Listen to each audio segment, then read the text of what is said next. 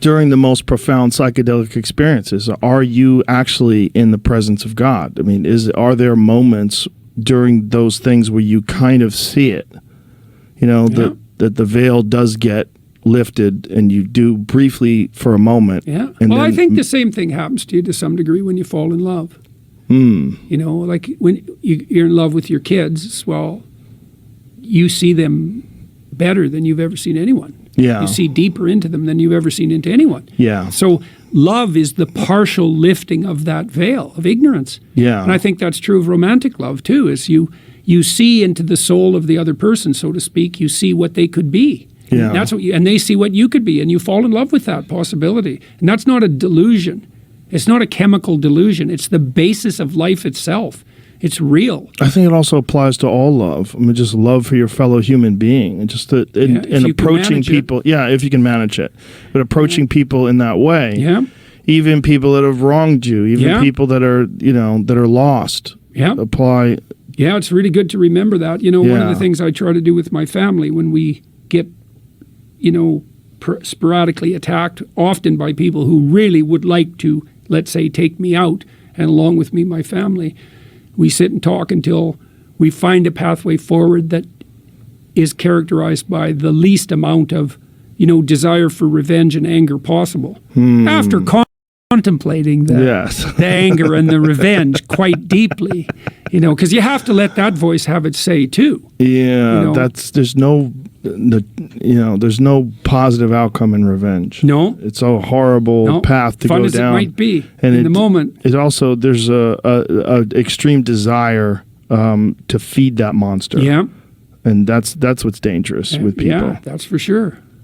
That's a narrative that's been going on it's such a satisfying narrative too, like the revenge film or the revenge novel. Well, yeah, and it's hard to distinguish that from justice, because you don't want the wrongdoer to escape scot-free. Right.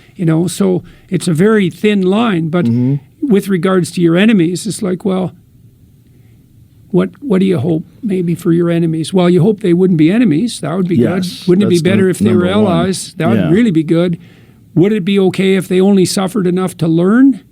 Assuming they're wrong and you're right. And I would be careful about that assumption. But sometimes, you do get attacked by people who are clearly bad actors. It'd still be better if you could have what you really wanted. It'd still be better if they could be transformed into people who could see the light. And oftentimes their suffering is their knowledge that they were wrong. Yeah.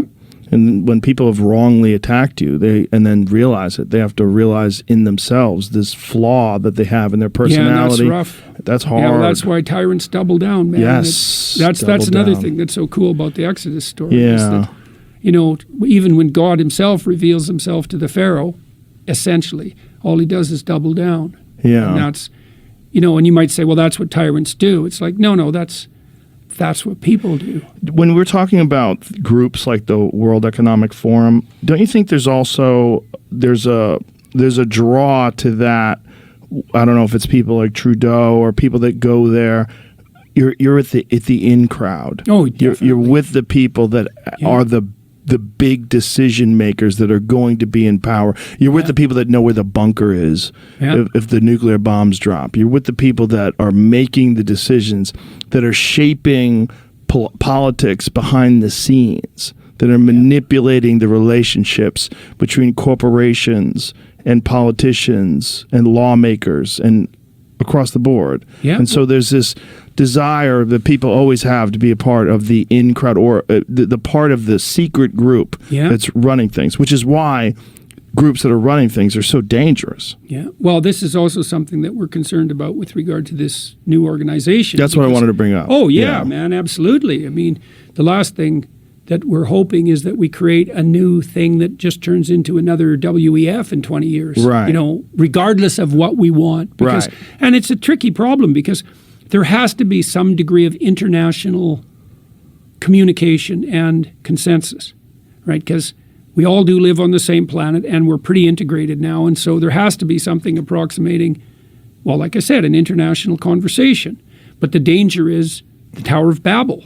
And the danger is that even engaging in that conversation, let alone leading it, just ends up producing exactly the same outcome. And that's, hopefully, we have people who are wise enough to, first of all, not want that for themselves because they know about the danger.